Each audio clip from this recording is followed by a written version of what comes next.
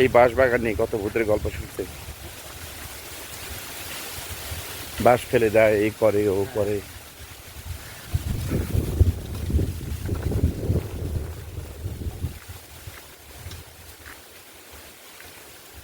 বাগানও ওটা পুরো পুরাতন কবরস্থান এটা। হুম। এখানে আমার দাদি আছে। আচ্ছা। আমার দাদির ভাই, আমার চাচা শ্বশুরের জলগোষ্ঠী সব এখানে।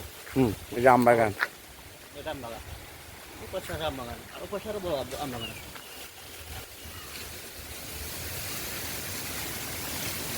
নিশ্চয় পুকুরে মাছের চাষ হয়। কি সুন্দর খেজুর গাছ।